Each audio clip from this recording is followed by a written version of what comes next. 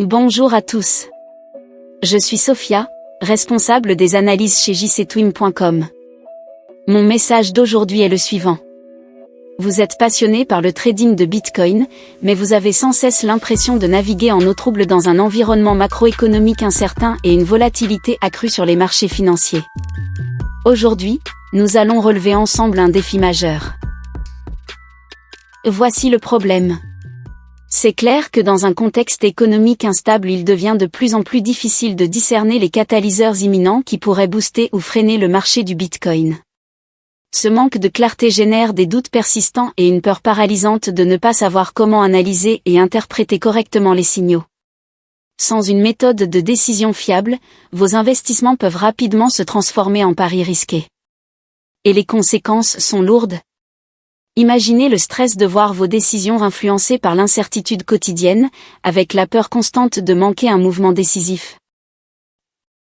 Cela se traduit par des hésitations, des trades mal calculés, inévitablement, par des opportunités manquées et des pertes potentielles. Il est temps de mettre fin à ces doutes et de reprendre le contrôle de votre trading. Voici la solution. Notre Masterclass Trading Bitcoin, un événement en ligne exceptionnel qui se déroulera du 1er au 5 mai 2025. Pendant 5 jours, l'expert consultant de jctwim vous transmettra un procédé systématique et optimisé qui vous permettra de naviguer avec confiance dans l'incertitude économique. Vous apprendrez à identifier les catalyseurs clés, à éliminer le doute et à évaluer avec précision les probabilités de projection du Bitcoin à moyen et long terme. Ce bootcamp ultime, intitulé « Transformez votre trading en 7 jours », est pensé pour vous transformer en trader averti et déterminé, capable de prendre des décisions éclairées en toutes circonstances. Des sessions interactives, des études de cas réels et des outils d'analyse exclusifs vous attendent. C'est votre moment pour passer de l'ombre de l'incertitude à la lumière d'une stratégie gagnante. Le défi est lancé. Transformez votre trading en 7 jours et rejoignez le bootcamp ultime du crypto trading. N'attendez plus. Chaque seconde compte dans ce marché en perpétuelle évolution. Réservez votre place dès aujourd'hui et assurez-vous une longueur d'avance sur la concurrence. Cliquez sur le lien ci-dessous pour vous inscrire, et préparez-vous à redéfinir votre avenir en trading de Bitcoin. À très bientôt dans notre masterclass, sur jctwim.com.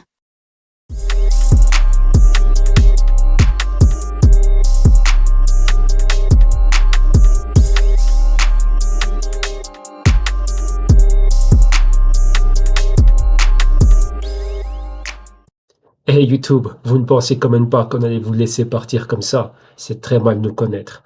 Ici, il y a un méga bonus, donc soyez sûr et assurez-vous de rester connecté jusqu'à la fin. On va passer en revue quelques éléments. Et bien, il faut que l'on détaille le programme de la masterclass qui se tiendra du 1er mai 2025 jusqu'au 5 mai 2025 et vous aurez 7 jours en plus. Ainsi, vous aurez l'occasion de visionner plusieurs fois les séquences vidéo. Et ici, après avoir passé en revue le programme, vous aurez un petit bonus. Donc là, j'ai intégré en fin de session notre session Digital Assets, Quant et qualitative Intel Brainstorming qui était enregistrée le vendredi 18 avril 2025 en guise de bonus. Et ça, c'est la pointe de l'iceberg. C'était une session light. Cela va vous permettre d'avoir un aperçu des procédés, mais surtout comment nous brainstormons. Et bien, durant la masterclass, on va aller beaucoup plus en profondeur. Donc là, cette session bonus que vous allez voir dans quelques instants, on a passé en revue l'aspect qualitatif, donc on est revenu sur les faits importants et faits marquants de la semaine, et un peu d'analyse et regarder quelques datas. Et durant la masterclass, vous allez voir comment on va aller en profondeur avec tous ces datas et réellement quels sont les procédés que nous appliquons et comment nous brainstormons. Donc ici, passons en revue le programme de la masterclass. Donc bien, le thème clé, c'est Crypto Masterclass intensif et comment transformer votre trading en 7 jours. Donc là, bien, vous aurez 7 jours supplémentaires pour pouvoir visionner plusieurs fois la matière et réellement pouvoir, l'assimiler et l'implémenter. Regardons maintenant le programme. Donc là, passons au programme que voici. Donc la Crypto Masterclass Intensive Trading Bootcamp, jour numéro 1, donc jour 1 et jour 2. On va se focaliser sur l'aspect qualitatif. Donc là, on va faire pas mal d'analyses qualitatives. Jour 1, La Wall Streetisation, donc là c'est un concept au sein du JCTube, donc les insiders du www.jctube.com, ils savent exactement de quoi je vous parlais, et donc là on va vous exposer cela. Jour numéro 2, ce sera les institutions et la régulation. Tout ça, c'est le champ qualitatif. Là, on va analyser la situation.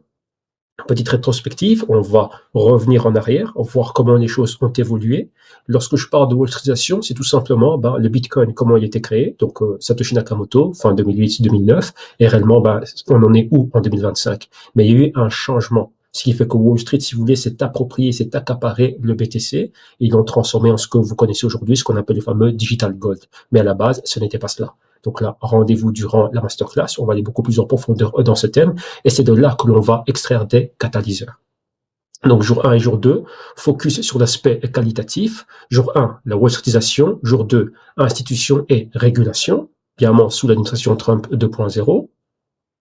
Ensuite, jour 3 et jour 4, focus sur l'aspect quantitatif. Jour 3, spécifiquement, c'est là qu'on va voir les data ou aller miner les data, donc ce qu'on appelle le data mining. Ensuite, data cleansing et ensuite data processing. Et c'est de là qu'on va extraire pas mal d'intel. Ouais, on va faire beaucoup de travaux. Jour 4, on aura l'aspect dérivé et les proxys. Donc, on va regarder aussi quels sont les dérivés du BTC. Maintenant, BTC est en compétition avec beaucoup d'actifs. Quand je dis compétition, c'est quoi? L'injection de capitaux, maintenant, vous voyez, on a un menu qui est bien garni, qui est bien étoffé. Donc, on peut s'exposer au BTC Spots. On a des dérivés BTC. Les futurs, on a des options. On a des CFD en Europe aussi. Qu'est-ce que nous avons encore? Nous avons des proxys. Donc, des actifs qui sont des proxys BTC. Si on n'a pas envie de s'exposer directement au BTC au comptant, donc BTC Spots, nous pouvons passer par d'autres actifs. Et bien, moi, là, j'entends par là les ETF et des actions comme l'action de de stratégie. Donc, l'action MSTR et encore pas mal d'autres éléments qui font office de proxy. Donc, Coinbase, Robinhood ou les actifs ou les actions, de compagnies qui minent le BTC et d'autres services Bitcoin comme ça. Tout ça, ce sont des proxys. Donc, vous voyez qu'on doit on doit réellement analyser cette situation. Pourquoi? Parce qu'on parle d'un gros potentiel haussier. Un exemple tout simple. Si on dit que BTC va atteindre les 200 000, disons que maintenant le niveau clé c'est 100 000. Ok, donc on est à 80 000 et des poussières, on va dire 100 000 pour faire simple. De 100 000 à 200 000, ce n'est qu'un 2x. Donc c'est 100%, c'est déjà bien. Mais imaginez-vous qu'il y a d'autres actifs dérivés, enfin pas dérivés, mais plutôt des proxys, qui ont un rendement supérieur ou bien qui ont des probabilités de rendement supérieur. Ah là, ça devient très intéressant. Donc il vous faut réellement, analyser tout cela en profondeur, afin de voir réellement où sont les meilleures opportunités. Et on va regarder ça sous tous les angles. Donc ça, c'est ce qu'on va faire les journées 3 et journée 4. Et pour clôturer, journée 5, c'est là qu'on va passer à l'implémentation de tout cela. Donc, une fois qu'on a les analyses qualitatives et les analyses quantitatives, maintenant, il nous faudra déployer ou mettre sur pied une stratégie. Et bien, pour la stratégie, il nous faudra avoir des projections de prix du BTC et une estimation. Tiens, il pourrait monter jusqu'où? Et bien, sous différents horizons de temps. Donc, à court terme, à moyen terme et à long terme. Et bien, ensuite, déployer une stratégie. Donc là, vous allez apprendre tous ces procédés, comment faire le processus, éliminer l'information, transformer cela en data, appliquer un process au data et ensuite réfléchir. Donc, c'est-à-dire brainstormer sur la meilleure stratégie à adopter, et bien, en fonction de votre profil. Ok, donc vous voyez que c'est pas quelque chose de super compliqué. Évidemment, c'est très light, mais en 5 jours, on va vraiment avoir un condensé, un concentré de beaucoup d'intel. On va prolonger, comme on a dit, donc 7 jours, comme ça vous allez pouvoir visualiser cela plusieurs fois, digérer la matière, l'assimiler et ensuite, aller dans le champ de bataille et aller générer des gains. Donc le tout pour un prix modique, somme modique de moins de 50 €. Donc là, c'est super cool. Et avec cela, vous avez aussi accès à pas mal de bonus. Et voilà. C'est tout. Maintenant, je vous laisse profiter de la session d'analyse. Merci à vous tous. Ciao.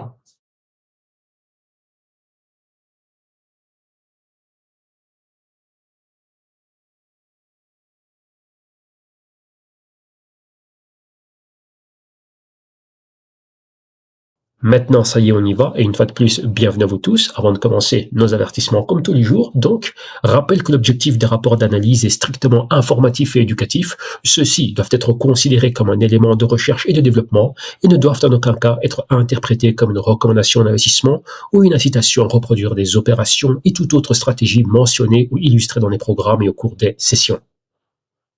Veillez à bien comprendre les risques liés à l'investissement, au trading, il y a toute opération réalisée avec des actifs à rendement variable et très volatile, ainsi que d'autres actifs et aux produits financiers dérivés, futurs, options, ETF, CFD, etc. Il est impératif de prendre vos décisions en fonction d'une éducation financière solide, réalisez vos propres recherches, analyses et enquêtes avant de vous engager et soyez conscient quand votre capital est en danger. Il est à noter que les membres et collaborateurs du GCTUM peuvent avoir des intérêts ou des investissements dans un ou plusieurs actifs mentionnés ou analysés dans les programmes et rapports et sous forme de dérivés et sous-jacents. Donc là, on y va, c'est parti. On va commencer, ça c'est toujours dans le cadre de nos rapports post-Liberation Day. Vous voyez, comme on voit ici, donc on avait la zone rouge, post-Liberation Day, vous voyez que maintenant les marchés sont en lévitation, il se passe pas grand-chose, donc on va faire un état du crypto-market, et là c'est notre fameuse weekly recap, et focus sur des cryptos clés, donc Bitcoin et Ethereum, et bien on va regarder aussi les inflows et outflows.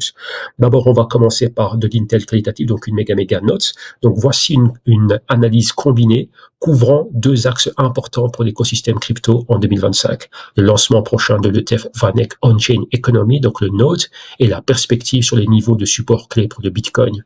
Donc vous voyez que dans le cadre de Wall Streetisation, vous voyez qu'il y a pas mal de ténors de Wall Street, donc asset managers et d'autres, on a un exemple VanEck, qui continuent de lancer des produits.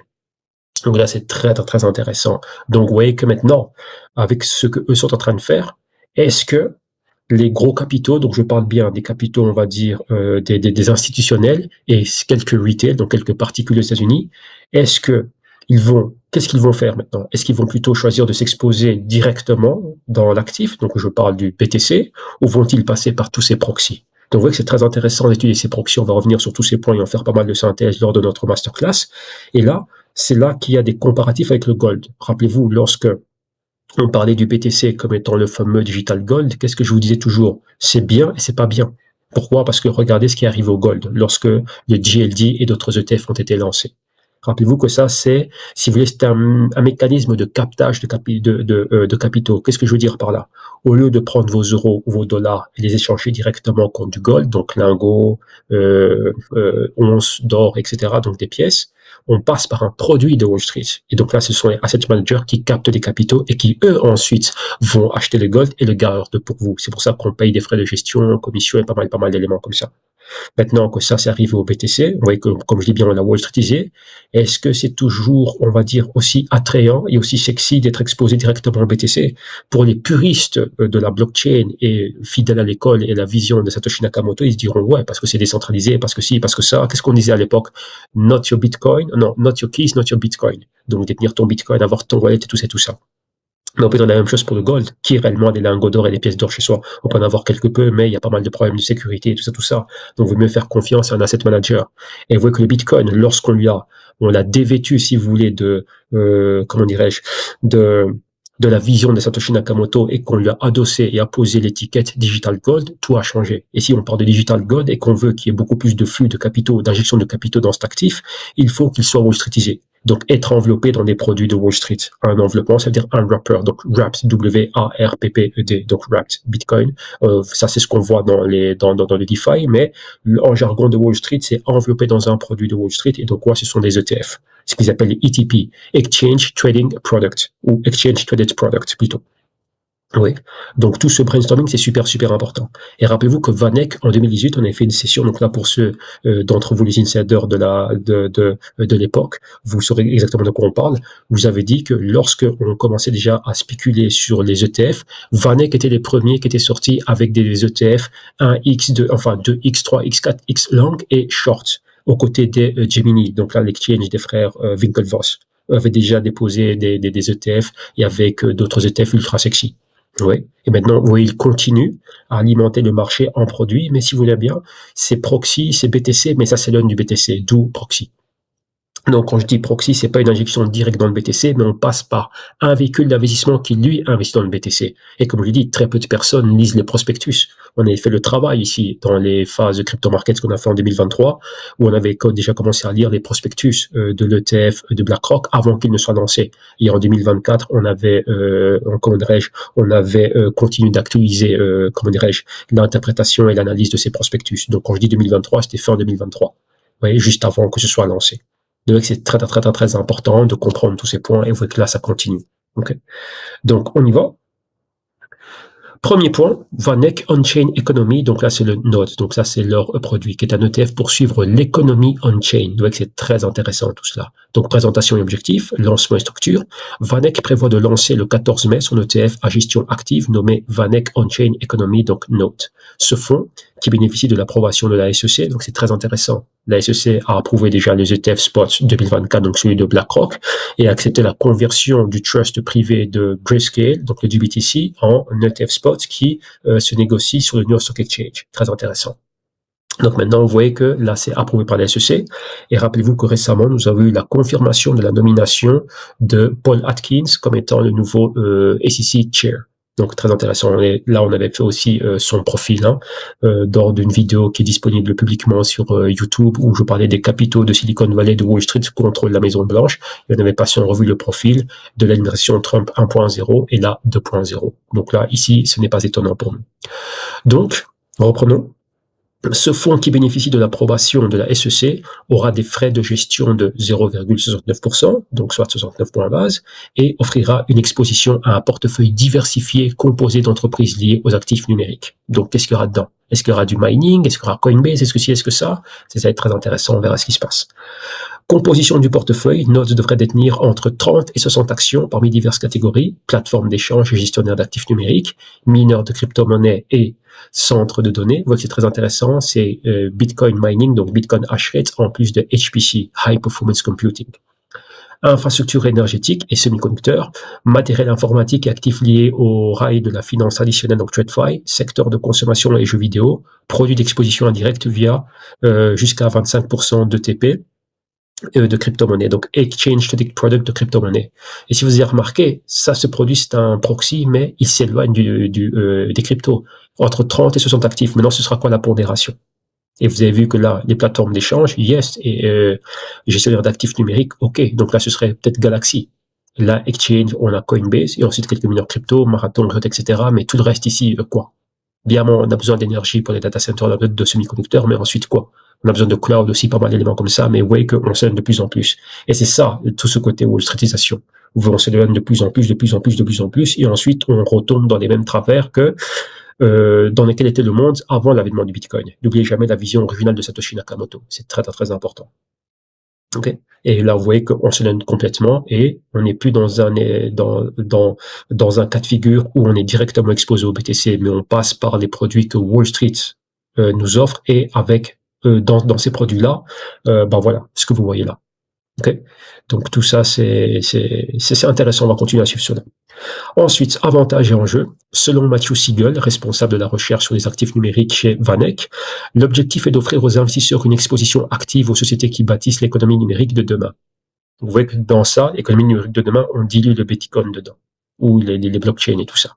Le fonds sera structuré via une filiale offshore aux îles Caïmans, afin de permettre notamment l'exposition à des produits dérivés, tout en respectant la réglementation fiscale américaine, et contexte du marché des cryptos aux actions. Avec l'essor des actions liées aux crypto-monnaies et la demande croissante d'ETF spécialisés, vous voyez que c'est très important, une demande croissante d'ETF. Et en provenance des institutions de Wall Street, vu qu'elles sont mandatées, elles ne peuvent pas toujours ou bien s'exposer directement aux cryptos. Quand je dis crypto, mettez de côté Bitcoin, parce que Bitcoin a déjà une infrastructure qui est Wall Streetisée. Ils ont des futurs, il y a des options et tout ça, et c'est reconnu par le CFTC comme étant une commodité, donc une matière de base. Très, très, très important. Mais les autres altcoins, non. Donc, les altcoins, non. Donc, c'est très, très, très important de ne pas oublier ces points-là. Donc, demande croissante d'ETF spécialisés. Rappelez-vous, qui demande de qui? D'autres institutions, de clients de asset managers ou des retail self-directed investors, donc ceux qui gèrent eux-mêmes leurs propres fonds. Bien, retail, c'est particulier. Vous voyez que c'est très important de spécifier cela. Ce nouveau produit s'inscrit dans une tendance où les investisseurs institutionnels et conseillers financiers affirment leur intérêt pour une exposition directe aux entreprises du secteur plutôt qu'uniquement pour les crypto-monnaies elles-mêmes. Donc ça, c'est clé. Donc rappelez-vous, ce qu'on parle des secteurs, c'est la commodité et aussi l'infrastructure. Chose que nous avions fait à l'époque du VAM, donc 2019, 2020, 2021.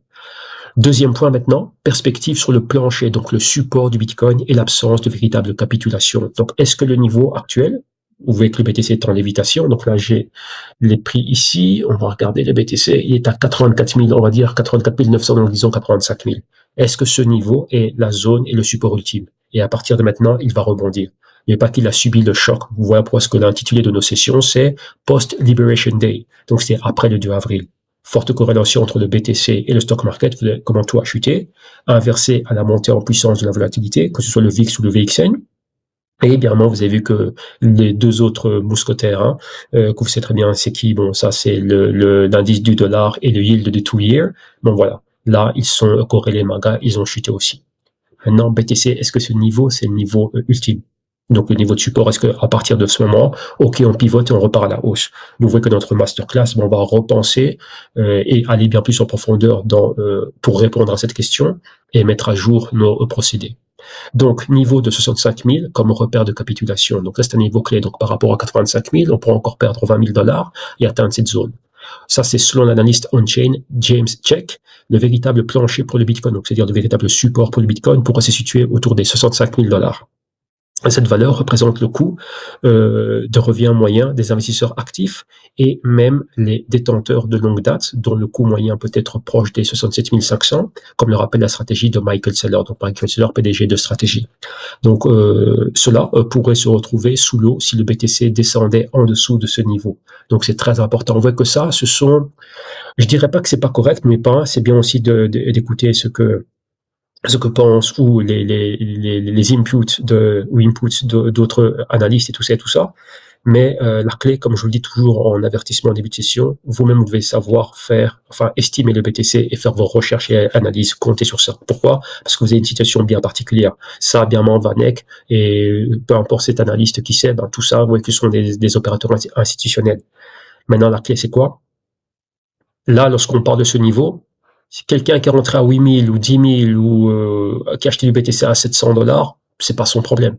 Ouais, il s'en fout que le BTC, s'il atteint 100 000 et qu'il chute de 50%, c'est 50 000, il est rentré à 1 000 $. Il a quand même fait un 50x de 1000 à 50 000, c'est 50x. Donc il est toujours bien, évidemment, en fonction de sa vision. Nous ici, lorsque nous faisons ce genre de rapport et lorsqu'on fait des masterclass, je me mets dans la peau de quelqu'un qui va débuter aujourd'hui. C'est très, très, très important. Et bien, il doit savoir avoir, si vous voulez, un background historique, donc les backtests et pas mal d'historique, etc., pour voir, tiens, le BTC vient d'où, on en est où, comment l'actif réagit aux différents événements, sa corrélation avec le stock market, comment il est impacté par les développements macroéconomiques et tout ça. Donc maintenant, il est très, très, très impacté par tous ces éléments-là, mais comment il va évaluer le BTC aujourd'hui et prendre position aujourd'hui, ou tenter de prendre position aujourd'hui, ou stratégier une prise de position aujourd'hui. Vous voyez que c'est très, très, très important. Donc, attention à ce genre d'éléments. Oui, donc c'est bien de céder du passé, mais le passé, c'est le passé. Maintenant, on est dans un nouveau monde, et le BTC dans une toute autre dimension, c'est un tout autre type d'actif. Il y a tous ces proxys, vous avez vu ce que fait Vanek et tout ça, donc maintenant quoi? C'est quoi BTC aujourd'hui? Oui, donc tout ça, c'est super important. Donc, cette zone de 65 000, bien mon niveau à surveiller. Et lorsqu'on parle de capitulation, de détenteurs à long terme et tout ça, ok, nous, on va commencer aujourd'hui. Donc, c'est aussi, c'est un élément qui est très important. C'est parfait aussi pour votre hygiène en tant qu'investisseur.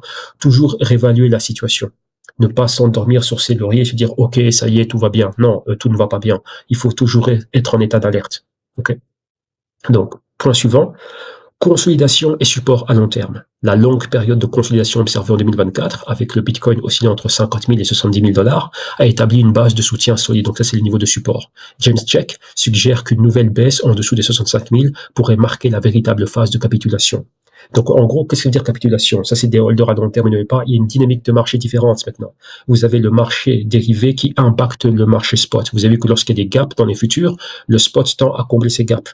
Et donc, c'est là réellement qu'il se passe beaucoup de choses, parce que là, on parle d'opérateurs à long terme, mais on ne parle pas des spéculateurs à court et moyen terme, ceux qui sont long short avec des produits effets de levier. Et il y a des options aussi, et tout ça. Donc, vous voyez qu'il faut tenir compte de toutes ces personnes. Donc, il y a un excès d'effet de levier, il y a le coût du capital et les risques que provoque, ou la volatilité que provoquent les MAGA. Donc, les MAGA, c'est Donald Trump et ses politiques. Et la corrélation entre le Bitcoin et les marchés traditionnels et les chutes violentes causées par des chocs de liquidité.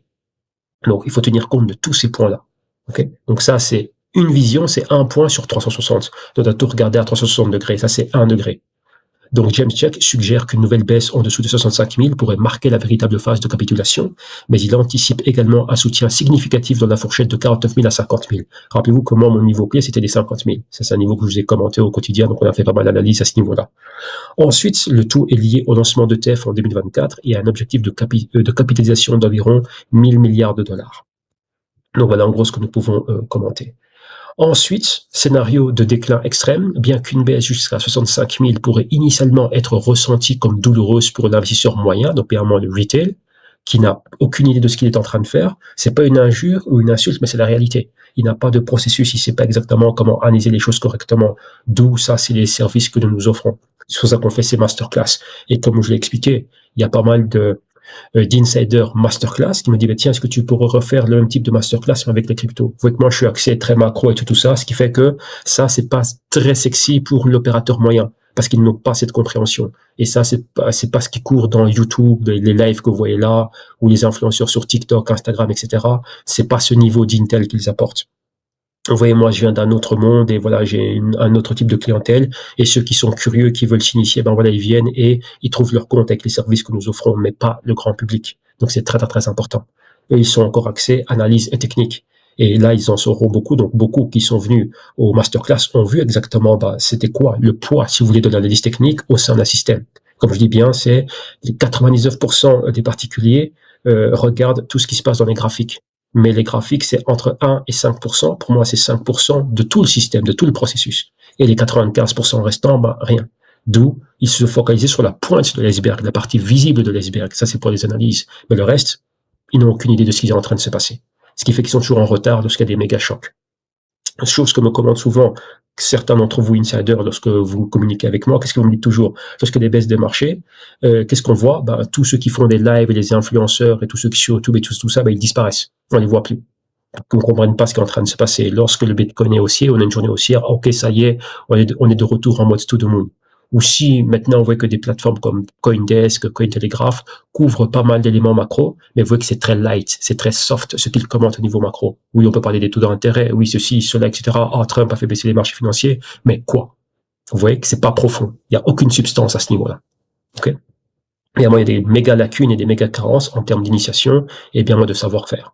Donc reprenons ce point, scénario de déclin extrême, bien qu'une baisse jusqu'à 65 000 pourrait initialement être ressentie comme douloureuse pour l'investisseur moyen, un plonge jusqu'aux 40 000 semble improbable. Évidemment, c'est P3, donc c'est probable, c'est plausible et c'est possible, sauf dans le cas d'une récession mondiale sévère. Cela suggère que, malgré des corrections potentielles, le Bitcoin dispose de niveaux de support qui pourraient limiter les creux, donc les chutes extrêmes, si le climat macroéconomique ne se détériore pas drastiquement. Et vous voyez qu'il y a beaucoup d'incertitudes macroéconomiques. Et bien, vous voyez, tout ce que nous regardons, tout ce que nous suivons au quotidien, donc macro, les data et tout ça, suggère qu'il y a beaucoup de faiblesses pour les actifs à rente variable et très volatiles et très spéculatifs comme le Bitcoin. Et donc, si Bitcoin déjà souffrira, et il souffre, imaginez-vous les altcoins, ok, qui sont encore bien plus volatiles et tout ça et tout ça. Donc, bien, tous ces points, on reviendra dessus ultérieurement. Donc, conclusion et perspective globale.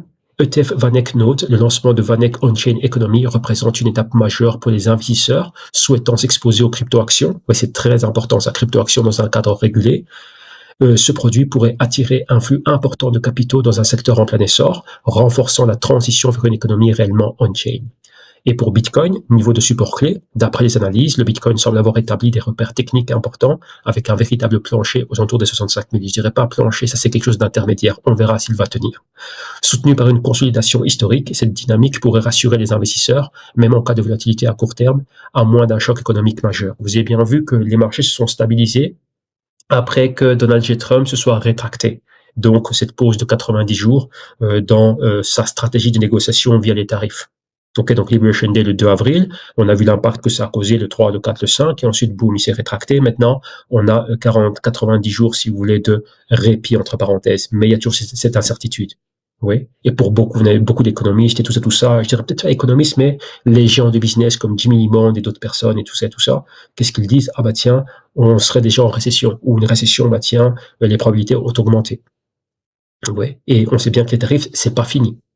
Donc ça aussi, c'est un point clé, et vu la corrélation qu'on a vue du BTC avec le stock market dans ce genre de cas de figure, que pensez-vous qu'il se passera si post 90 jours ou durant les 90 jours, il y a une nouvelle escalade? C'est parce que 90 jours de pause, ok, pour certaines entités, donc certaines nations, mais pas vis-à-vis de la Chine. Et donc là, il y aura des ripostes. Il y aura de la il y aura des ripostes de part et d'autre, mais juste la rhétorique, ok, parlant des tarifs et tout ça, ça va provoquer de la volatilité. Et BTC n'est pas immunisé à cela. Ok. Donc ces deux volets illustrent bien la transformation de l'écosystème crypto en 2025. D'un côté, l'émergence de produits structurés et réglementés pour exposer les investisseurs aux entreprises du secteur, et de l'autre, la gestion des fondamentaux techniques du Bitcoin, qui demeure un baromètre clé pour le marché global des crypto-monnaies. Évidemment, Bitcoin, vous voyez qu'on en parle comme Bitcoin Index. Pourquoi? Parce que c'est l'indicateur du sentiment vis-à-vis de l'écosystème crypto. Poursuivons. Maintenant, on va regarder quelques statistiques et performances. Donc là, ce vendredi matin, donc la market cap crypto aux alentours des 2680 milliards de dollars, donc c'est flat.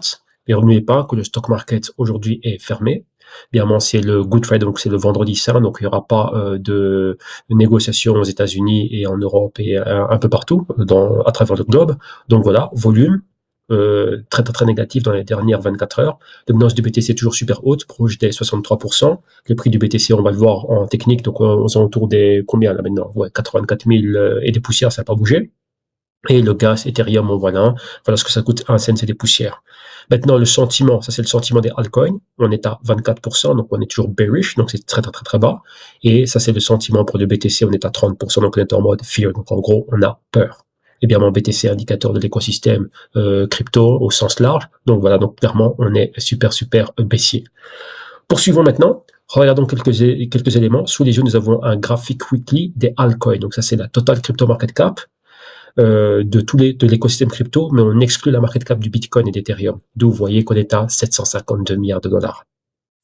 C'est super super important et bien stressé à nos indicateurs clés. Donc en fuchsia c'est les taux d'intérêt de la Fed et en jaune c'est le bilan de la Fed. Donc là je vais prendre le pointeur pour savoir exactement ce que je suis. Donc la fuchsia ça c'est les taux d'intérêt et la ligne jaune c'est comment dirais-je le bilan de la Fed. Donc vous avez vu lorsque il y avait la pandémie donc 2020, chute des taux d'intérêt, expansion du bilan, donc beaucoup plus de liquidité, capital à 0%, ajusté à l'inflation, c'était négatif, donc capital gratis si vous voulez.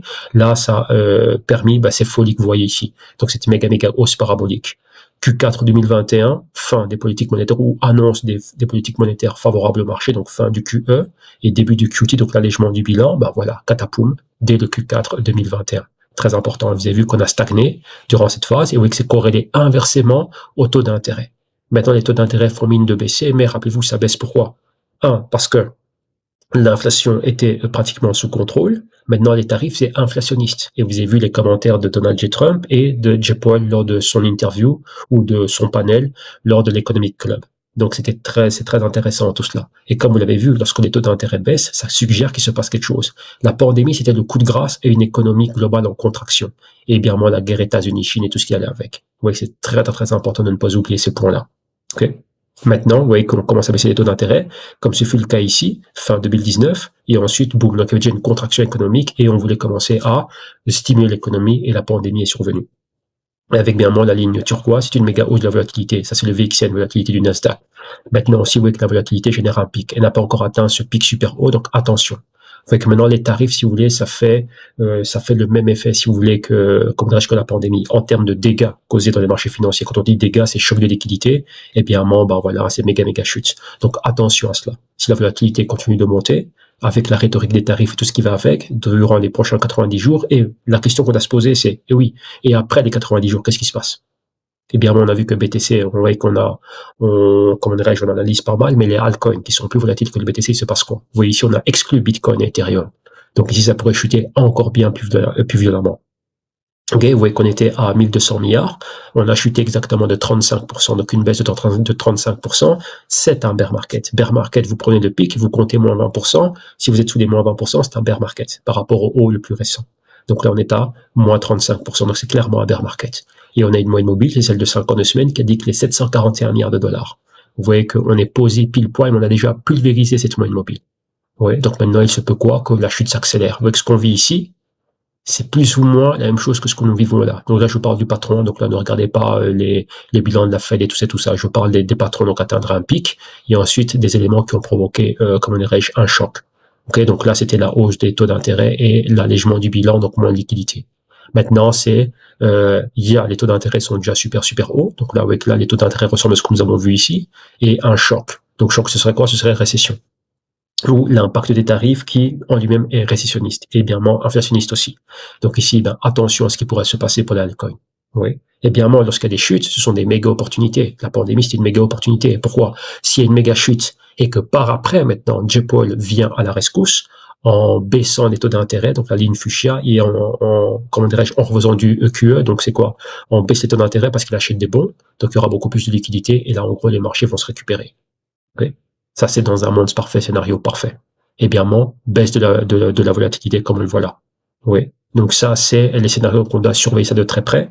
Et si nous regardons un indicateur de timing, par exemple, on est ici où nous avons le RSI de 52 semaines. Vous voyez on évolue sur la moyenne mobile de 52 semaines, du RSI de 52 semaines, et on est proche du marqueur 50. Vous voyez qu'on est à 52 points. Marqueur 50, c'est ce qui délimite si on est au-delà du marqueur 50, on est en buy side. Et ici, bien c'est la surévaluation, donc le surachat. Sous le marqueur 50, on est en sell side. Et sous le niveau 30 ou le niveau 20, je dirais le niveau 25 ou 20 ou 30, peu importe, on est en sous-évaluation. Okay. Donc on est en survente. Donc ce serait très intéressant sur des méga, comment dirais-je, opportunités. Mais on va attendre. Bien, on voit que là, on a l'historique sous les yeux, mais ici, on est dans un environnement contemporain qui est bien spécifique. Donc, on doit se concentrer sur ce que nous voyons ici. L'historique, c'est bien de comprendre la volatilité des altcoins, pas mal d'éléments comme ça, mais vous avez vu que le leadership des altcoins aussi a changé. Il y a des altcoins qui ne sont plus là ou qui ne sont plus les stars, si vous voulez, des altcoins, ils ont été remplacés par d'autres. Et bien, dans ces autres-là, on en a déjà analysé quelques-unes, où il y a des thèmes qui sont très, très, très intéressants. Ok, donc là, bien, ce sont des éléments qu'on a déjà fait, vous avez tous les rapports par rapport à ces points-là. Donc, poursuivons. Attendez, je vais reprendre le curseur. Et c'est parti.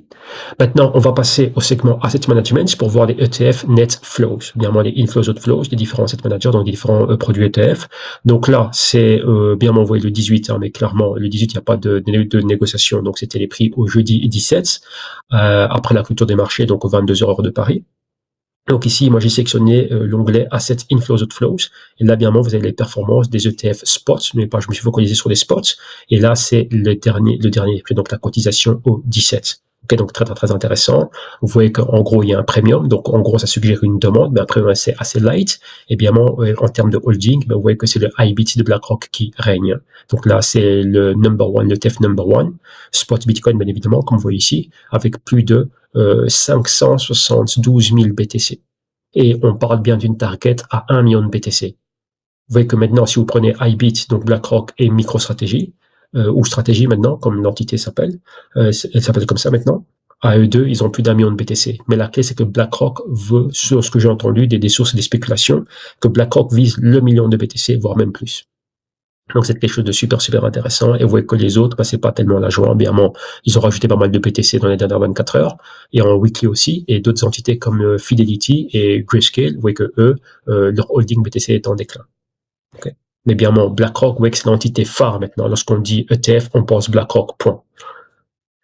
Et bien, c'est le produit phare aussi à Wall Street, qu'on Wall Street aime bien, qui est très négocié, très demandé auprès des différents brokers. Maintenant, regardons les net flows. Donc, bien, ici, nous avons l'historique des inflows, outflows. Donc, en vert, c'est lorsqu'il y a des inflows, c'est injection de capitaux. Et en rouge, c'est des outflows, donc il y a des migrations de capitaux. Et bien, la semaine était une semaine, enfin, le 17, c'est une journée qui était positive, comme vous voyez ici. Donc, pas mal de flows, à hauteur de pratiquement 26 millions de dollars. Okay, donc là, c'est ce que nous voyons là. Et on a eu des phases super, super baissières. Et la ligne jaune que vous voyez là, vous savez bien que c'est le prix du BTC. Donc, on peut faire des corrélations entre ces points. Bien, ça, c'est très visuel, c'est très graphique. Et on voit très rapidement ce qui se passe. Et bien, n'oubliez pas, faire correspondre des dates avec les faits marquants dans les marchés financiers, comme on le fait au quotidien. Poursuivons. Regardons maintenant la heatmap des holdings. Bien, on voit que le IBIT, bien, c'est le plus grand détenteur de Bitcoin au sein des émetteurs d'ETF spot. C'est IBIT de BlackRock qui cartonne. Donc là, on a déjà vu. Maintenant, on peut passer ça. Et on va se focaliser maintenant sur les net flows. Donc là, là c'était jeudi 17. Si on remonte à une semaine en avant, c'était le 10. Et donc, vous voyez que du 10 au 17, vous voyez là tous les émetteurs, IBIT et ici, vous voyez qu'il y avait des journées où il n'y avait pas de inflows ni de outflows. Et récemment, on a eu le 14, le 15, le 16, où il y avait pas mal de inflows. Et bien, le 17, c'était à la clôture des marchés financiers. Il faudra attendre 24 à 48 heures pour qu'on ait la comptabilité finale de ce qui s'est passé. Mais au total, vous voyez qu'il n'y a que Fidelity qui avait rajouté des BTC le 17. Et bien, le 18, on saura ça la semaine prochaine. Et donc, voilà en gros ce que ça a donné. Mais vous voyez qu'il y a eu des journées qui étaient très, très, très négatives, comme le 16, par exemple, journée de net outflows, et ainsi de suite. Et bien, rappelez-vous, ça, c'était post-Liberation Day. Vous voyez que le 8 avril, 9 avril, 10 avril, il y avait beaucoup, beaucoup de outflows. Donc, tout ça, c'est très, très, très intéressant de voir la mécanique et de voir ce qui se passe à ce niveau-là. Maintenant, regardons la volatilité. Ça, c'est un point qui est super, super important. Donc là, c'est les prix à la clôture au 17 avril. Donc là, l'ETF valait 48,26 $, comme on le voit ici. Sentiment du marché, vu que ça cotise sur les bourses traditionnelles. Donc là, sentiment, on a pris celui du S&P 500. On est en peur extrême. Market cap. Donc là, c'est pas un market cap, c'est actif sous gestion. 48 milliards de dollars. Et la performance weekly, c'était positif. C'était plus 6%. Maintenant, on a les scénarios. Donc la thèse baissière, thèse haussière. Maintenant, on se focalise sur la volatilité historique et la volatilité implicite. Vous dites que la volatilité historique, elle est de près de 62%, et volatilité implicite, elle est de un peu plus de 47%, ce qui fait qu'on s'attend à un mouvement annualisé de 47%. Avec nos formules, nous trouvons la volatilité trimestrielle, mensuelle, hebdomadaire et daily. Et bien, en fonction de ça, nous avons des mouvements de 1 sigma ou un écart type en direction du nord et du sud. Maintenant, on voit que là, comment dirais-je, cet actif, il est là, il est à 48,26. Maintenant, dans la conjoncture économique actuelle, le panorama macroéconomique, cycle business et tout ça, que pensez-vous qui pourrait se passer? Bien, on a 90 jours. 90 jours, si vous voulez, bon, c'est pas un trimestre, hein, vu que ça c'est un trimestre Wall Street, c'est 60 jours. Mais disons, on a cette période de répit durant les 90 jours que l'on a là, et que les choses se passent bien. Donc le prix pourrait osciller dans cette zone. Mais maintenant, si on a quelque chose de très négatif, bien, on voit qu'on pourrait avoir des mouvements violents. Maintenant, ça dépend de la magnitude du mouvement. En une journée, on pourrait avoir des chutes de l'ordre de 2%. Ça, ce serait un mouvement de un écart type. Maintenant, imaginez-vous des mouvements violents de 2 à 3 écarts types. En direction du sud, ce serait ça. OK? Et donc, le prix, vous voyez, qui pourrait chuter violemment, donc de 47 à 46, de 47 à 44, ça c'est en une journée. Maintenant, en une semaine, en un mois, en un trimestre et à l'année, vous voyez que ça peut être quelque chose de très violent. Évidemment, n'oubliez pas que le prix ne peut perdre que 100%. Oui, donc là, vous voyez des prix en négatif, donc ça c'est pas possible. Donc, vraiment, ces chutes extrêmes, je ne pense pas que ça pourrait arriver, mais une chute de l'ordre de, par exemple, en trimestriel, 23%. Donc, ça nous donnerait un prix de, si c'est une baisse, ce serait ici, ça nous donnerait un prix à 36 $. Donc, ça, c'est quelque chose qui pourrait arriver. Oui. Donc, là, c'est très, très important d'être aware de ces points-là, de savoir que, tiens, que ces actifs sont, enfin, le IBIT n'est pas spécialement volatile. Enfin, yes, il est volatile. Maintenant, il faut comparer cette volatilité à celle du BTC. C'est pour ça que vous avez vu que dans le programme de la masterclass, on se focalise sur les proxys et étudier la volatilité aussi des proxys. Pourquoi? Nous, c'est en direction du nord que ça nous intéresse. Si on a un actif qui maintenant, vu sa volatilité implicite, on s'attend à ce qu'il bouge de 47%, et vous avez vu qu'il y a des actifs qui peuvent bouger de beaucoup plus, 50%, 60% en une année, c'est très, très intéressant. Et ici, avec la volatilité n'a pas encore atteint son pic, ça c'est la volatilité réalisée, si vous voulez. Ok, donc là, si on regarde dans le passé, à tout moment, il peut y avoir un pic de volatilité implicite, et la volatilité implicite peut passer de 47 à 50, 60, etc. Okay. Et bien, vous avez vu, là, vous savez, vous, insider pro-market, c'est pourquoi nous regardons la volatilité implicite. Un actif, la volatilité implicite est tirée du marché des options. Et lorsqu'on a une infrastructure ou un actif qui est Wall Streetisé, comme je viens de dire, il a toute cette panoplie de produits qui permet aux investisseurs ou qui permettent aux investisseurs de découvrir le prix, de faire une meilleure découverte de prix. En anglais, on dit price discovery. Donc c'est très important. Donc avec les dérivés, les futurs, les ETF inversés ou les options, c'est très important. Et vous savez que ça, c'est ce qui manque aux différentes altcoins.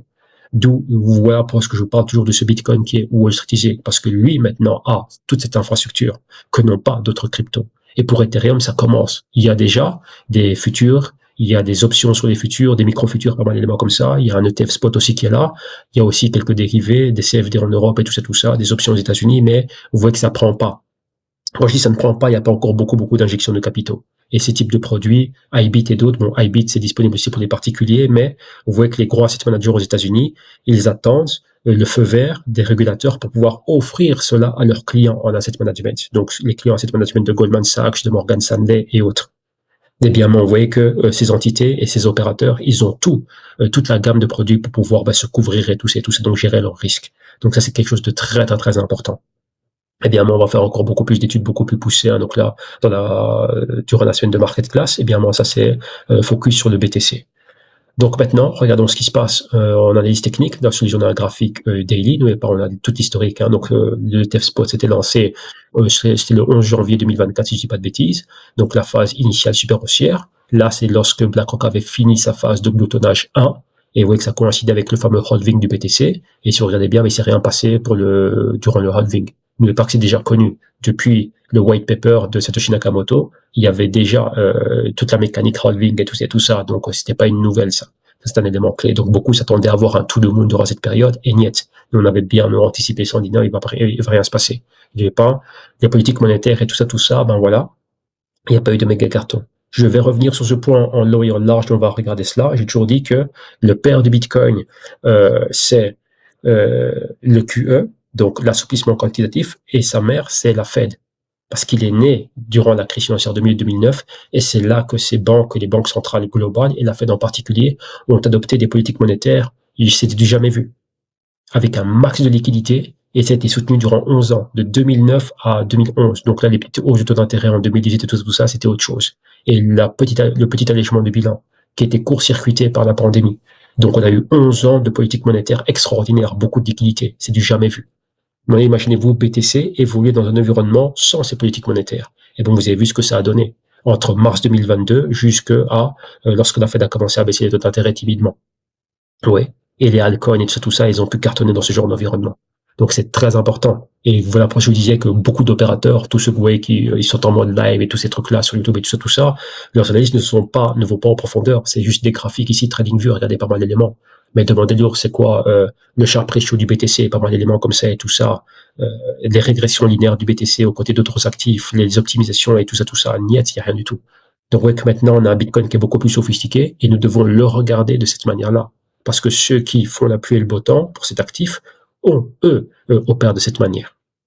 Donc on est obligé de monter au créneau et de sophistiquer nos processus, de les professionnaliser, de les Wall Streetiser nous aussi.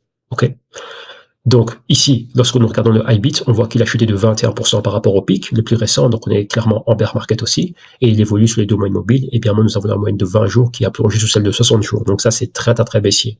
Qu'est-ce que nous constatons du niveau actuel? Si, je ne vais pas dire par miracle, mais si clairement cette phase, rappelez-vous les tarifs, la volatilité, si ça passe, que la volatilité rechute au niveau des, ça c'est le VXC du Nasdaq, si ça rechute sous les 20 ou au niveau des 15 comme on le voit ici, bah ça va permettre quoi? Un retour haussier. Donc là on pourrait récupérer les niveaux les plus hauts, donc ça c'est un potentiel de 27%.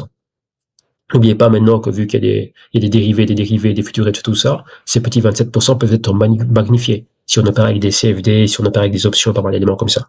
Vous faites du 4 ou du 10X, ou effet de levier de 4 à 1 ou de 10 à 1, bah clairement, c'est parfait ça, comme perf. Et bien, on voit qu'on est dans un canal haussier toujours, et avec un mouvement A, B, C et D. Donc on peut aller bien, mais bien plus haut. Et bon là, on va évaluer tout ça ultérieurement.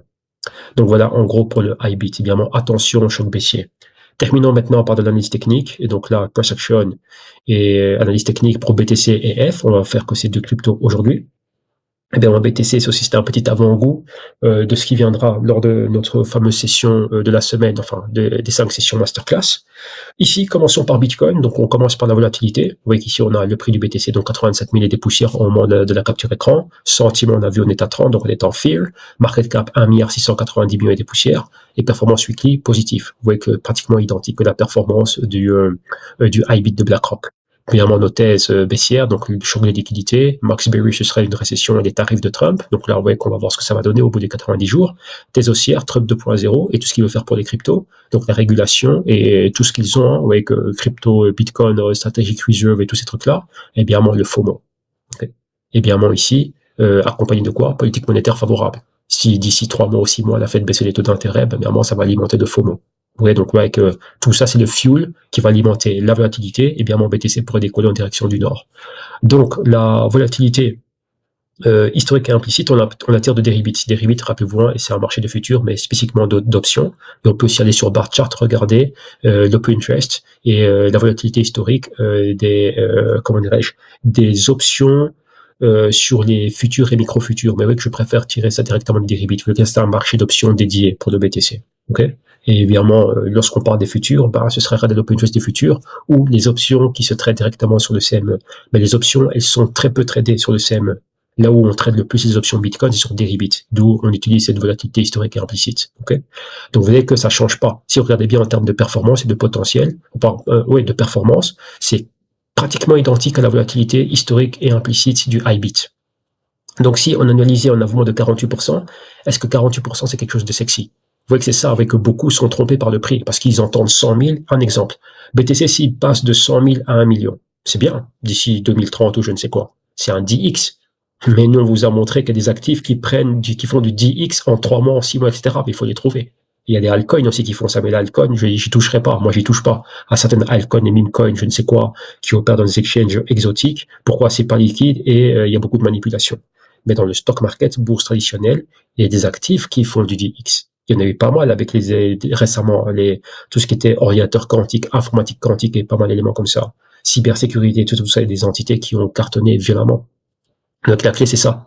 Vu que nous regardons les choses, on est, si vous voulez, data-driven, pour parler comme les risk managers de la Fed. Nous, on regarde les data et on regarde ça de manière objective. Si je vois qu'un actif qui a un potentiel de 200%, pour dire ça comme ça, et que d'un autre côté, on a BTC qui a 40% ou 48% annualisé, bah, clairement, l'actif qui est le plus volatile, c'est ce qui m'intéresse le plus, parce que j'aurai un meilleur rendement.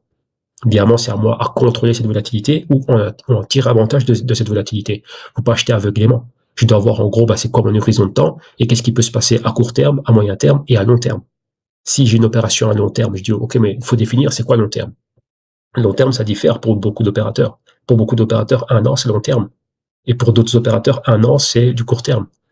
1 an, 2 ans, c'est du court terme, moyen terme pour pas mal d'opérateurs. Donc, daily, weekly, mensuel, c'est du super, super, super court terme. Oui. Donc là, c'est très, très important. C'est à vous à pouvoir définir et mettre une étiquette sur quoi, c'est quoi, comment dirais-je, votre profil et l'horizon de temps optimal pour vous. Très important pour vous. OK? Mais les datas, ben, il faut pas les négliger. Il faut comprendre exactement à quoi on a affaire, c'est quoi la bête. OK? Évidemment, si on est bearish ou si on est bullish. Évidemment, nous ici, on veut être acheteur, mais on veut trouver des bons points d'entrée. Donc attention, vous voyez que lorsqu'on voit ce niveau, ayez en tête ce qu'on a vu dans la phase qualitative en début de session, où on parlait de, tiens, il pourrait avoir un plancher à 65 000, on parlait du niveau des 50 000 et des 40, entre 50 000 et 39 000. Donc vous voyez que avec la volatilité actuelle, ok, celle-là, donc volatilité implicite de 48%, annualisée, BTC ben, peut atteindre ces niveaux. Oui, juste avec un sigma. Donc un sigma à la hausse, ce serait 126 000 $ par rapport au prix actuel, et un sigma à la baisse par rapport au prix actuel, ce serait 43 000 $. Ça, c'est ce que BTC pourra atteindre là, maintenant. OK. Donc là, évidemment, on reviendra sur tous ces points. Maintenant, nous poursuivons. On regarde l'open interest. Donc l'open interest pour le BTC, donc là, ce 18 au petit matin. Donc là, on a un open interest de 55 milliards, et comme vous voyez là, c'est le CME qui domine. Donc pratiquement 22%. Et tous les autres exchanges sont sous les 20%, notamment Binance, qui avant était le number one. Il a chuté. Rappelez-vous qu'avant Binance, il y avait BitMEX et FTX et tout ça était au coude à coude avec Binance. Et ensuite, vous avez quoi? Bybit et Get.io. Vous voyez que tout ça, ce sont des exchanges offshore. Le seul exchange réputé où les institutions peuvent opérer, c'est le CME. Vous voyez que c'est très important, d'où c'est celui que nous suivons. Lorsqu'on parle des futurs des dérivés BTC futurs spécifiquement, c'est le CME qui cartonne. Ok, donc voilà. Et là, évidemment, les ténors de Wall Street peuvent opérer avec le CME. N'oubliez pas que ce qu'ils ont fait, dès que c'était lancé, fin décembre 2017, le 11 décembre et le 18 décembre exactement, c'est là que le CBOE et le CME avaient lancé les futurs. Et directement, bah, beaucoup d'opérateurs ont commencé à shorter le BTC. Je parle d'institutions. Et qu'est-ce qui s'est passé? Janet Yellen avait annoncé la fin du QE et le retour du QE. Pardon, la fin du QE et le retour du QT plutôt. Donc fin de l'assouplissement quantitatif et début du resserrement quantitatif. Donc une hausse de taux d'intérêt. Et vous voyez que beaucoup s'attendaient à ce que le BTC reparte to the moon fin 2018, qu'il atteigne les 25 000 $, mais ça n'a jamais été le cas. Parce que le panorama, on va dire, les politiques monétaires n'étaient pas favorables à cette liquidité. Et c'était le premier choc pour Bitcoin, qui n'avait jamais connu, BTC n'avait connu que le QE depuis son inception, depuis 2009. Ouais. Ça, c'était la crise financière 2009 qui avait provoqué cela. Liquidité extrême et tout ça, tout ça. Donc, c'était un gros test pour le BTC. Okay. Donc ici, si nous regardons l'historique comment dirais-je, de l'open interest, vous voyez, ça c'était les pics de 2021, premier semestre, deuxième semestre, et dans le Q4 2021, le prix était super haut. Donc là, le prix est ici, plutôt ça c'est l'open interest que nous regardons, c'est l'open interest et ça c'est le prix. Et vous avez vu qu'il y a une forte corrélation. Donc lorsque l'open interest chute, le prix tend à chuter aussi. Et lorsque l'open interest monte, bah, le prix tend à monter aussi. Donc c'est quelque chose que nous devons surveiller. C'est un indicateur en plus pour nous. Donc maintenant, si on voit qu'il y a pas mal d'activité au niveau de l'open interest, donc des barres vertes, on doit s'attendre à ce que le prix remonte lui aussi, mais pour le moment, c'est pas trop ça. Pour le moment, on est en train d'arpenter une tendance baissière, comme ce fut le cas ici. Rappelez-vous, en Q4 2021, on voyait comment l'open interest avait chuté, le prix avait chuté violemment. Et vous avez vu que ça n'a rien à voir. Là, des gens disaient que c'était magnifique le prix du BTC qui avait flirté avec les 75 000 $. Regardez où était l'open interest. Donc c'était quoi? 25 milliards de dollars. Regardez maintenant l'open interest, qui est ici avec des pics de 70 milliards de dollars. On est à 55 milliards aujourd'hui. Ok. Donc tout ça, c'est super intéressant. Donc, poursuivons. Regardons maintenant ce qui se passe avec le code. Ça aussi, c'est un élément qui est très, très, très important. Ça, c'est tiré du CME. Rappelez que le CME est un exchange qui est régulé. Ben, nous avons toutes les informations. Et donc, le code, vous savez c'est quoi? Donc, vous, insider, vous savez c'est quoi? C'est le Commitment of Traders. Et là, nous regardons ça. Donc là, tous les produits qui se négocient au CME, ben, nous avons le Commitment of Traders. Si vous voulez, c'est une genre d'agenda de journal où on voit la position des traders. Donc, ici, nous avons les dealers. Donc là, ce seront les exchanges, brokers, dealers. OK? Donc, ceux qui ont des stocks de futurs de Bitcoin et tout ça. Vous avez les asset managers. Vous voyez qu'il y a des asset managers qui ont lancé des ETF qui sont basés sur les futurs de Bitcoin. Rappelez-vous qu'avant l'ETF Spot, il y avait des ETF qui étaient lancés, qui étaient basés sur les futurs, notamment Valkyrie et pas mal de boîtes comme ça. Et vous voyez qu'ils sont beaucoup plus long que short. Évidemment, les asset managers, ils sont principalement long only et des shorts pour des hedging, quoi que ce soit, mais principalement c'est long only, comme BlackRock, par exemple. Ils sont long BTC et pas forcément short.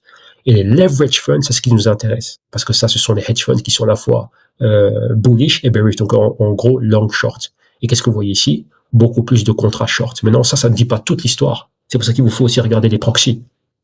Pourquoi? Parce que vous avez le IBIT, où il y a aussi des dérivés, et vous avez stratégie, l'action MSTR. Et vous avez que beaucoup d'opérateurs sont, par exemple, long le spot ou long l'ETF, IBIT, et ensuite ils vont se hedger à court et moyen terme, soit avec les futurs du CME, ou soit avec l'action de micro-stratégie, pour faire des stratégies comme ça, avec des options et pas mal d'éléments comme ça. Donc, par exemple, shorter les futurs et avoir une stratégie d'option, une structure call spread ou je ne sais quoi, avec l'action MSTR. Donc ça, c'est très, très, très intéressant. Donc ici, on voit pas mal de choses. Et vous avez bien vu que les chiffres ici sont bien plus balèzes. Okay? Du moins du côté short, avec les leverage funds, ce sont tous les hedge funds et tout ça et tout ça. Et tous les autres apprentis sorciers. Donc c'est super, super intéressant. Évidemment, le gros bug, c'est quoi? C'est que les chiffres ne sont pas, on va dire, instantanés, mais il y a un retard. Évidemment, nous sommes déjà au 18 avril, donc il y a 10 jours de retard. Mais c'est très intéressant, l'historique. Parce que nous pouvons voir en gros, qu'est-ce qui se passe au niveau de l'open interest. Vous voyez, au fil du temps, lorsqu'ils sont beaucoup plus longs que short.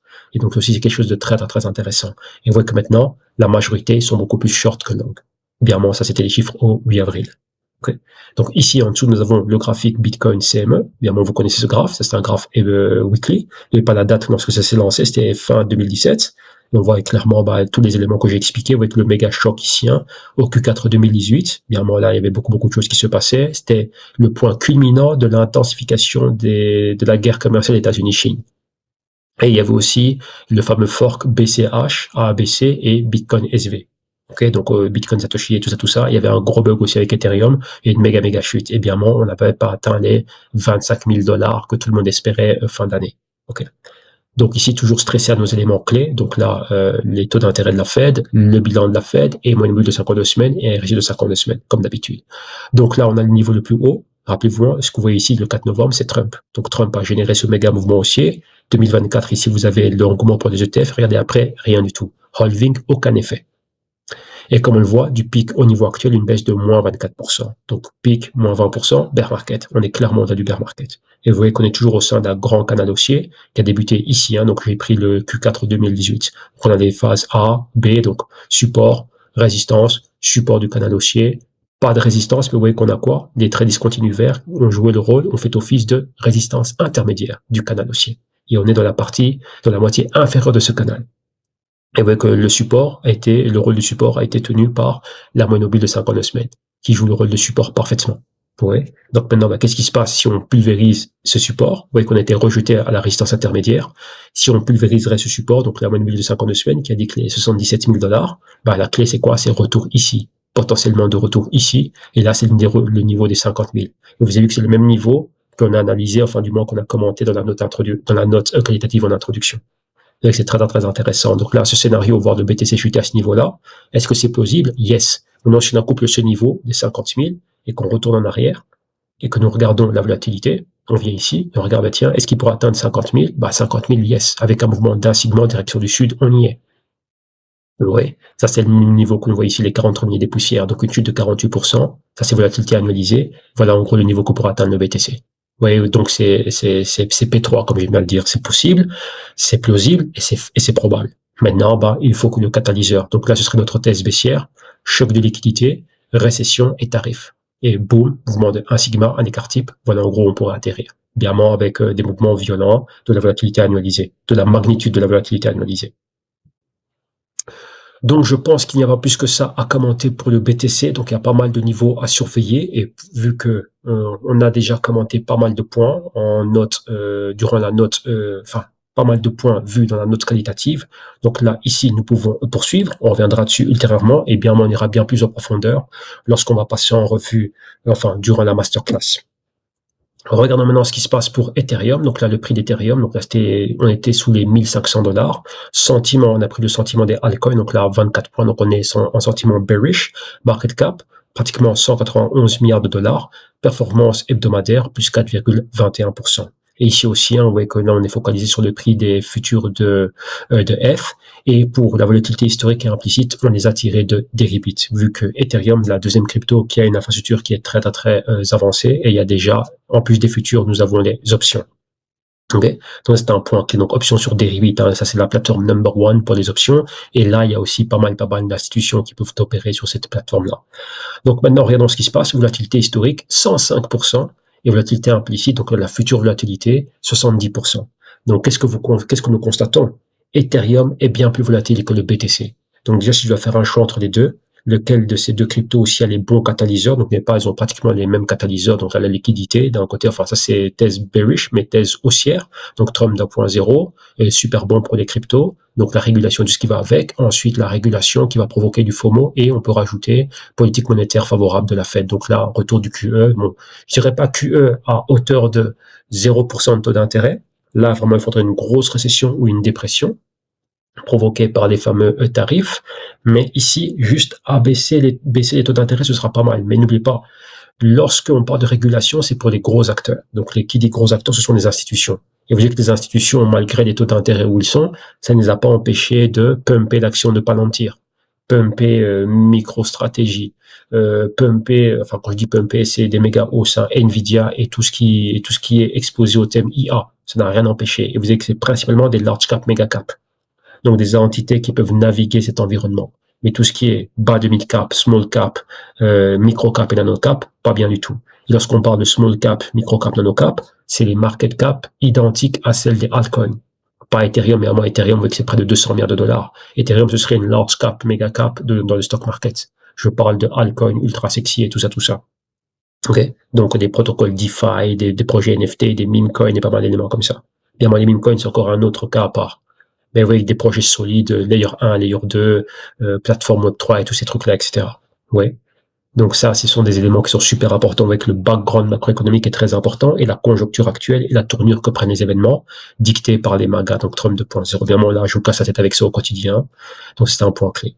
Mais lorsqu'on se focalise sur la volatilité, qu'est-ce qu'on voit? Ethereum est bien plus volatile que Bitcoin. Vous voyez qu'on avait déjà fait des travaux par le passé avec des backtests et on avait appliqué le critère de Kelly, on avait regardé des Sharpe ratio et vous avez vu en gros les réponses qu'on a eues. On avait stressé Bitcoin par rapport à Dogecoin et Bitcoin par rapport à Solana. Et dans les deux cas, Solana et Dogecoin étaient bien plus volatiles que les BTC et donc des méga rendements.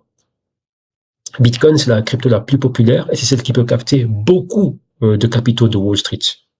Et rappelez-vous que Wall Street, ils vendent un produit qui ressemble au gold, mais Wall Street le fait d'une manière ou le propose d'une manière où ils vont gérer la volatilité. Donc rappelez-vous que nous, on veut de la volatilité. Si vous voulez si vous voulez faire des méga retours, il vous faut accepter la volatilité. Donc il faut stratégiquement trouver des bons points d'entrée afin de surfer la volatilité et de faire de la volatilité notre allié et non notre adversaire. Si on surfe le marché après une hausse parabolique, là, on ne tient pas compte de la volatilité, mais on peut se manger 70% de volatilité annualisée. Vous avez vu que les cryptos, c'est ce qui arrive. Il y a des gros chocs de 90%, on appelle ça des crypto winter. Beaucoup disent que c'est cyclique, que c'est normal, mais malheureusement, il y a beaucoup de particuliers qui ne tiennent pas compte de ces éléments-là, comprennent pas cette approche data quantitative et tout ça, ils arrivent toujours en retard. Lorsqu'il y a tous les lanceurs d'alerte et les influenceurs qui sont en train de pumper les jetons, et boum, ensuite ils se mangent ce genre d'éléments. Oui, vu que nous mesurons la volatilité, nous pouvons ajuster nos opérations. C'est ce qu'on appelle le risk adjusted returns. Ok, donc des retours estimés ou espérés, ajustés au risque. Donc on comprend le risque, on mesure le risque. Ouais, donc c'est super super important tous ces points-là. Ouais. Donc ici, volatilité historique et implicite. Donc implicitement, c'est 70% annualisé. Et avec nos formules, on trouve la volatilité trimestrielle, donc 35%, mensuelle 20%, hebdo. Donc oui, weekly, non sous les 10% et daily sous les 4%. Évidemment, ça c'est un écart type. Et si on va au-delà, vous voyez ici 2 à 3 écarts types, donc 2 à 3 sigma, là ça devient de plus en plus violent. N'oubliez pas qu'Ethereum ne peut perdre que 100%. Donc lorsque vous voyez ça, ça c'est parce que j'ai mes formules qui le calculent en absolu. Et on peut pas perdre le max que l'on peut perdre, c'est 100%. Bien, moi, il y a des certaines altcoins qui sont à moins 0 et des poussières, mais ici, je parle du produit de Wall Street, ok, qui est le futur. On a vu, durant la pandémie, le pétrole se négocier à moins 40 dollars, quelque chose comme ça. Yes, ça arrive, mais dans un monde parfait, non. Ok. Donc ça, c'est un élément clé. Donc, bien, moi, il y a des actifs spécifiques. Donc ici, pensez à cela. Mais vous voyez que la chute peut être violente, juste avec un mouvement de 1 sigma, passer de pratiquement 1600 dollars à une chute de 500 dollars. Donc c'est très, très, très intéressant, ça aussi. Ok. Poursuivons. Regardons maintenant ce qui se passe. Donc, passons à l'open interest et regardez bien, c'est Ethereum. Et qu'est-ce que vous voyez encore une fois au niveau des futurs? Le number one, c'est quoi? C'est CME. Donc là, sur 17 milliards d'open interest dans les dernières 24 heures, sur 100%, vous avez, bon, le premier, c'est pas le CME, le premier, vous voyez que c'est Binance. Mais rappelez-vous, lorsque je dis CME, je parle pour des institutions. Il y a quelques institutions qui sont offshore, ok, qui ont des départements VC, et tout le temps, quand je dis VC, c'est venture capitalist, qui, eux, peuvent opérer sur Binance, par exemple. Et d'autres opérateurs qui sont des crypto hedge funds et pas mal d'éléments comme ça qui, eux, peuvent opérer sur Binance. Mais lorsque nous pensons CME, nous pensons à la première économie du monde et nous pensons à des acteurs du calibre de BlackRock et des méga hedge funds qui ont des milliards de dollars à injecter. C'est pas sur Binance qu'ils vont opérer. Ils vont opérer au CME. Et vous voyez que même Coinbase n'est plus dans les dérivés et tout ça. Ils les ont mis offshore pour certains clients.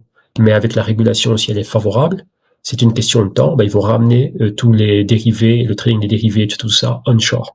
Donc, au sein des frontières américaines, sur la régulation de la SEC, CFTC et tout le reste. Donc, ça va être très, très, très intéressant.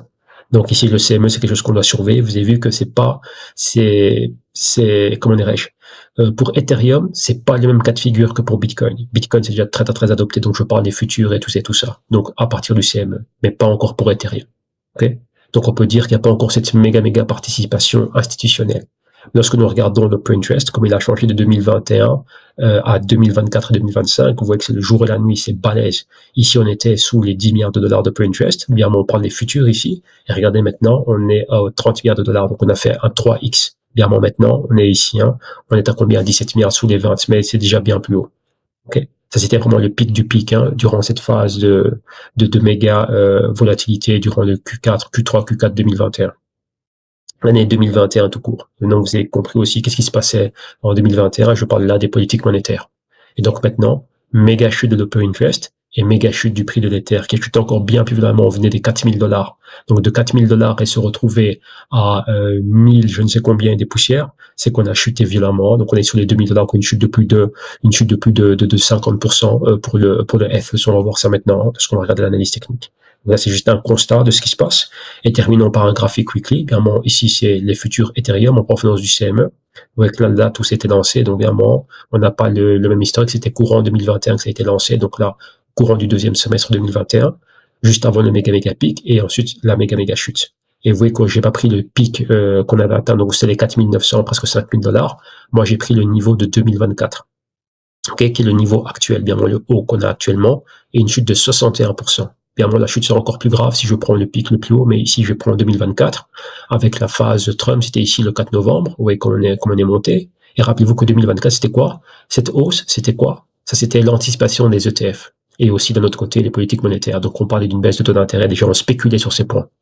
ETF de BlackRock lancé, donc ETF spot Bitcoin lancé, rappelez-vous que les ETF spot Ethereum, de BlackRock aussi, enfin d'autres entités se sont lancées aussi. Vous avez vu qu'il n'y a eu aucun effet pour Ethereum, c'était très négatif. Ça, c'était toute la période halving, après que BlackRock finit de gloutonner, et rien du tout. Donc là, on a le canal qui tient bien.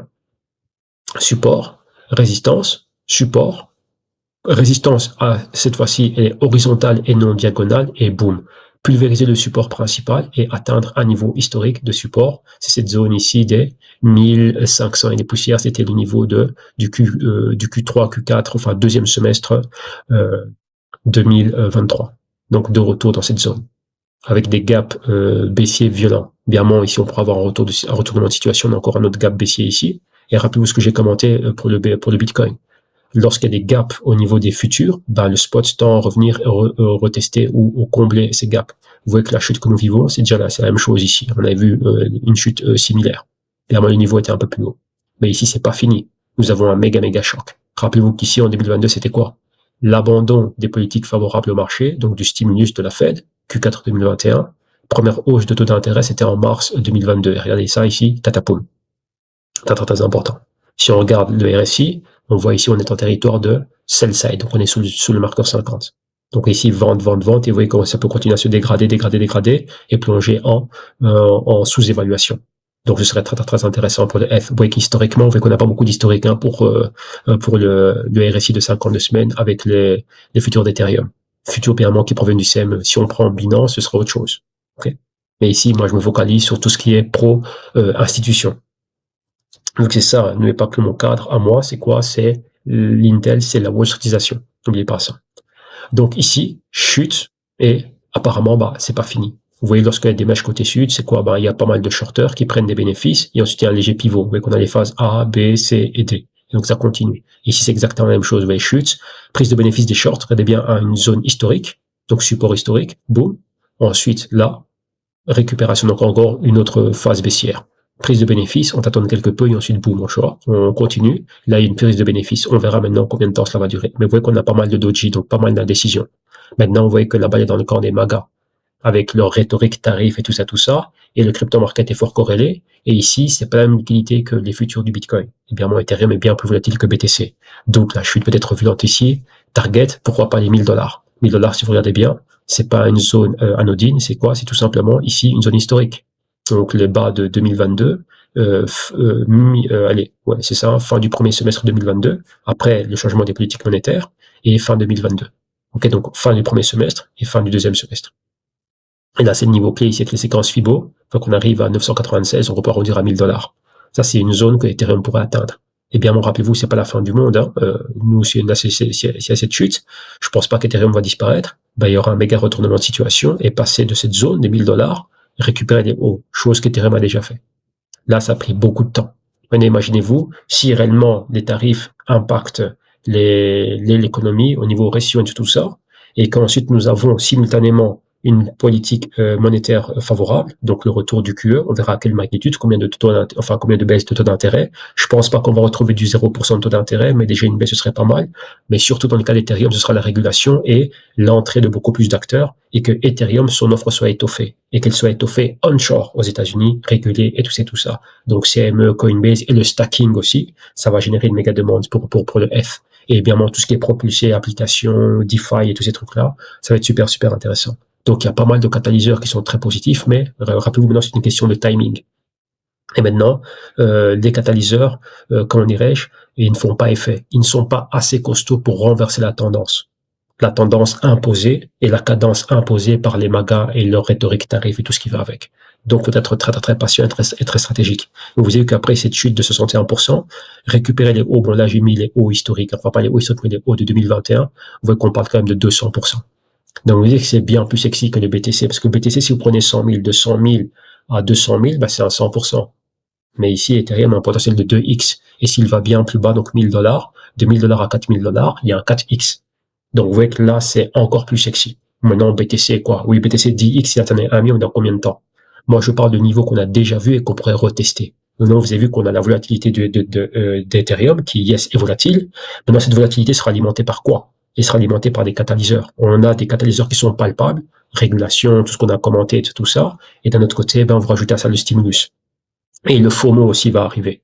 Oui. Et bien, si on arrive à stimuler la demande, les produits et les capitaux, bien retail et institutionnel. Donc là, ça peut être quelque chose de pas mal. Mais maintenant, c'est pas le moment. Donc, faut être très patient. Ok. Donc voilà, je pense qu'on peut conclure ici. Hein. C'était pas mal tout cela. Vous voyez que là, on a tout ça, on était en surface. Et durant la masterclass Bitcoin, on va aller beaucoup plus en profondeur dans le BTC. Et vous savez qu'on a besoin des deux éléments. Vous avez vu qu'au niveau qualitatif, on peut extraire aussi des éléments clés. Donc, des chiffres, des zones, des niveaux à surveiller, pas mal d'éléments comme ça. Et ensuite, lorsqu'on allie ça à l'aspect quantitatif, avec une étude beaucoup plus approfondie, vous voyez des data et tout ça, et des stress tests, et des backtests, et des optimisations. Ça peut être super intéressant. Mais tout ça, c'est fait pourquoi? C'est pour rajouter de la valeur à nos opérations, donc à nos stratégies. Et bien après, on doit réfléchir et brainstormer pour trouver des super bons points d'entrée, tout ça. Et bien avec le tout en ayant en tête une horizon de temps optimale. On se dit, tiens, ça, Dans combien de temps ça va se matérialiser? Ouais, beaucoup pensent que c'est du jour au lendemain. Non, il faut réellement quelque chose qui soit réaliste.